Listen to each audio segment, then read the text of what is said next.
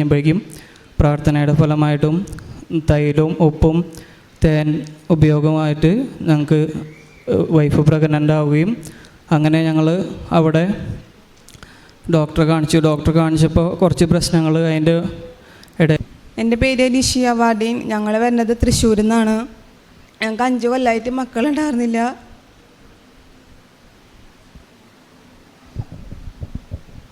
ഞങ്ങൾക്ക് കല്യാണം കഴിഞ്ഞിട്ട് 5 കൊല്ലമായിട്ട് മക്കളുണ്ടായിരുന്നില്ല. ഞങ്ങൾ പല ട്രീറ്റ്മെൻറ്റ് ചെയ്തു. അത് കഴിഞ്ഞിട്ട് ഡോക്ടർമാർ പറഞ്ഞു ഒരുമിച്ച് നിന്നാൽ മതി, അപ്പോൾ ശരിയാവുമെന്ന് പറഞ്ഞു. അത് കഴിഞ്ഞിട്ട് ഞാൻ ദുബായിലാണ് ജോലി ചെയ്യുന്നത്.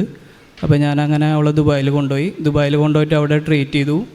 അവിടെ ട്രീറ്റ് ചെയ്ത് ഒരു ഹോസ്പിറ്റലിൽ കൊണ്ടുപോയപ്പോൾ അവിടുത്തെ ഡോക്ടർ പറഞ്ഞു കൊച്ചുങ്ങൾ ഉണ്ടാവാനായിട്ട് കുറച്ച് ബുദ്ധിമുട്ടാണ്. ഫാംസ് അവളുടെ ഉള്ളിലേക്ക് ചെന്ന് കഴിഞ്ഞിട്ടുണ്ടെങ്കിൽ അത് ഓട്ടോമാറ്റിക്കലി അത് ചത്തുപോകുന്നു എന്നാണ് പറഞ്ഞത്. അപ്പോൾ അതിന് വേറെ ട്രീറ്റ്മെൻ്റ് ഇല്ല, അത് IAU അങ്ങനെ കാര്യങ്ങൾ ചെയ്യണമെന്ന് പറഞ്ഞു. അപ്പോൾ ഞങ്ങൾക്ക് അത് താല്പര്യം ഉണ്ടായിരുന്നില്ല. അങ്ങനെ പിന്നെ ഞങ്ങൾ ഓൺലൈൻ ഉടമ്പടി എടുത്തു. അപ്പോൾ ഉടമ്പടി എടുത്തപ്പോൾ എൻ്റെ ജോലിക്കും ഒരു ചെറിയ പ്രശ്നം ഉണ്ടായിരുന്നു.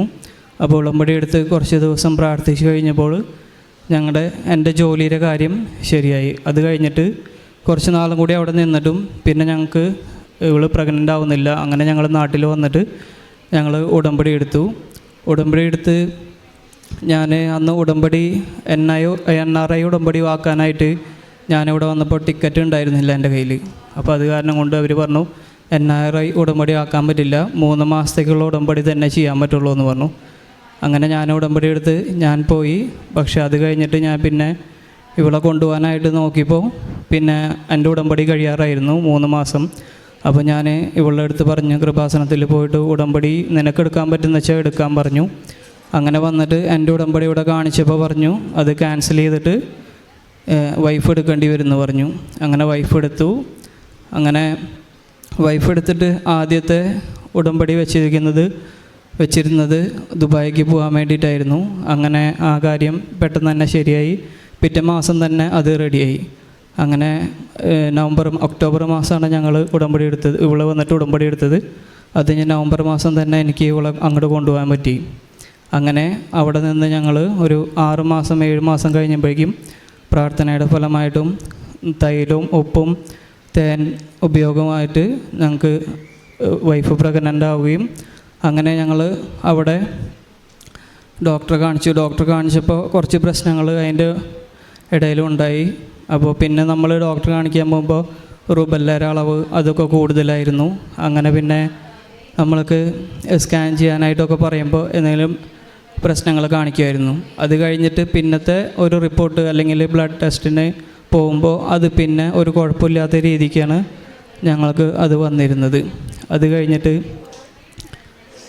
ഞങ്ങളുടെ ഇവളുടെ കൂട്ടുകാരിയുണ്ട്, ആതിര എന്ന് പറഞ്ഞൊരു കൂട്ടുകാരി. ആ കുട്ടിക്കും ഇങ്ങനെ 6 കൊല്ലമായിട്ട് കൊച്ചുങ്ങളായിട്ടുണ്ടായിരുന്നില്ല. അങ്ങനെ ഇവർ 2 പേരും സംസാരിച്ചിട്ട് ഇങ്ങനെ വിഷമങ്ങൾ പറഞ്ഞു. അപ്പോൾ അവർ ഒരു ഹിന്ദു കുടുംബത്തിൽ തന്നെയാണ്. അങ്ങനെ ഇവളുടെ വയറുമ്മേ തൈലം പറ്റി കുരിശ് വരയ്ക്കും അവൾക്ക് വേണ്ടിയിട്ട്. അങ്ങനെ ആ കുട്ടിയും ഇപ്പോൾ പ്രഗ്നൻ്റായി. അത് കഴിഞ്ഞിട്ട് എൻ്റെ വായിൽ ഒരു പൊളം വരുമായിരുന്നു. അങ്ങനെ ഡോക്ടറെ കാണിച്ചു. അവിടെ ദുബായിൽ തന്നെ ഡോക്ടറെ കാണിച്ച് പറഞ്ഞാൽ അത് ഓപ്പറേറ്റ് ചെയ്ത് കളയണമെന്ന് പറഞ്ഞു. അങ്ങനെ ഞങ്ങൾ ഈ തൈലം വെച്ച് കുരിശ് വരച്ച് പ്രാർത്ഥിക്കുകയും ചെയ്തതിൻ്റെ ഫലമായിട്ട് 1 മാസത്തിനുള്ളിൽ അവിടെ ഒരു പാട് പോലും ഇല്ലാതെ അത് മാറിപ്പോയി. അതുപോലെ തന്നെ എൻ്റെ അമ്മയ്ക്ക് തൈറോയിഡിൻ്റെ പ്രശ്നങ്ങളുണ്ടായിരുന്നു. അമ്മയുടെ കഴുത്തിൽ ഒരു മുഴ പോലെ വരികയും അത് കുറച്ച് കൊല്ലങ്ങൾ അമ്മ അങ്ങനെ കൊണ്ട് നടക്കുകയും ചെയ്തു.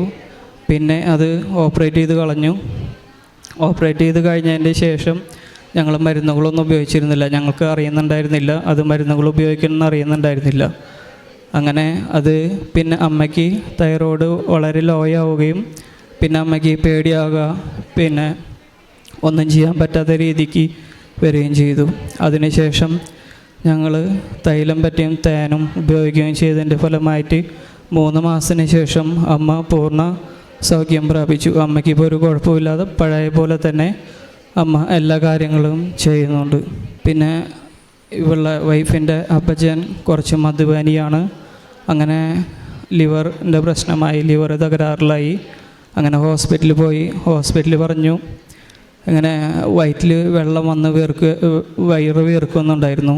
അങ്ങനെ ആഴ്ചയിൽ പോയി വെള്ളം കുത്തി കളയുന്ന സാഹചര്യം വരെയായി. അങ്ങനെ എല്ലാവരും പ്രാർത്ഥിക്കുകയും പിന്നെ ഞങ്ങൾ ഇവളുടെ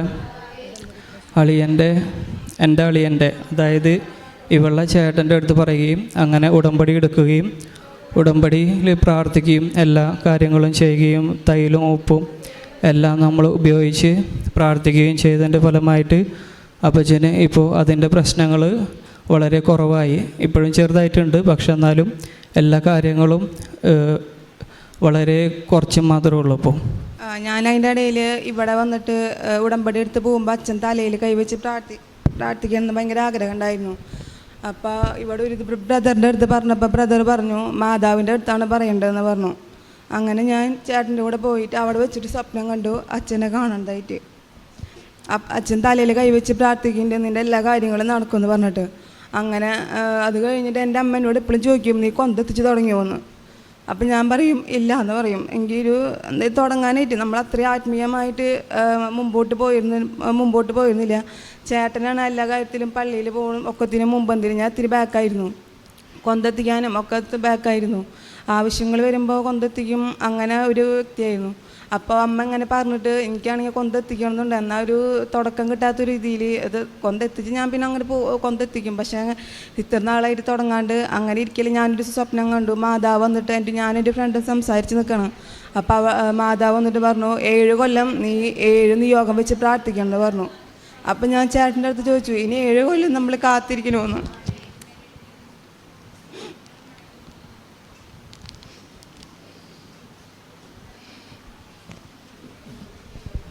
മാതാവ് 7 മാസമൊക്കെ ചുരുക്കി തന്നു. കരങ്ങളടിച്ച് നമുക്ക് കർത്താവിനെ മഹത്വപ്പെടുത്താം.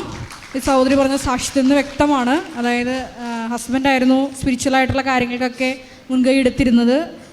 സഹോദരി ഒരാവശ്യം വരുമ്പോൾ ദൈവമാതാവിൻ്റെ ഈശോയുടെ അടുത്ത് ചെല്ലുന്നൊരു സ്വഭാവമായിരുന്നു. അപ്പോൾ സ്വപ്നത്തിലെ പരിശുദ്ധ അമ്മ പ്രത്യക്ഷപ്പെട്ട് പറഞ്ഞു, അതായത് നീ 7 കൊന്ത വീതം 7 കൊല്ലം ചൊല്ലിയാൽ നിൻ്റെ വിഷയം നടക്കൂ എന്ന് പറഞ്ഞു. അപ്പോൾ ഈ മകള് പരിശുദ്ധ അമ്മയോട് 7 കൊല്ലമോ എന്ന് ചോദിച്ചപ്പോൾ പരിശുദ്ധ അമ്മ അത് 7 മാസമായിട്ട് ചുരുക്കി കൊടുത്തു എന്നാണ് പറഞ്ഞത്. കാരണം നമുക്കറിയാം ഈ സാക്ഷ്യത്തിൽ നിന്ന് അത് വ്യക്തമാണ്. അതായത് നമ്മുടെ മെറിറ്റ് കൊണ്ടല്ല, കർത്താവിൻ്റെ കൃപ കൊണ്ടാണ്. Not by merit but by grace. ആദ്യം തന്നെ സാക്ഷ്യത്തിൽ സഹോദരൻ അത് സൂചിപ്പിച്ചായിരുന്നു. അതായത് ഡിഫക്റ്റീവ് സ്പേമായിരുന്നു പറഞ്ഞത്. അതായത് സ്പേമിന് ഒരു കപ്പാസിറ്റി ഇല്ല, അങ്ങനെ ഒരു സൈഗോട്ട് ഫോം ചെയ്യാനുള്ള ഒരു കപ്പാസിറ്റി ഇല്ലെന്ന് പറഞ്ഞു. രണ്ടാമത് ഡോക്ടേഴ്സ് അവരൊരു സ്പെക്കുലേഷൻ പറഞ്ഞതായിരിക്കാം, അല്ലായിരിക്കാം, നിങ്ങൾ ചിലപ്പോൾ ഒന്നിച്ച് നിന്നാൽ കുഞ്ഞുങ്ങളുണ്ടായേക്കാം എന്ന് പറഞ്ഞു. അപ്പോൾ ഇവർ രണ്ടുപേരും ഒന്നിച്ച് നിന്നു, പക്ഷേ കുഞ്ഞുങ്ങളുണ്ടായില്ല.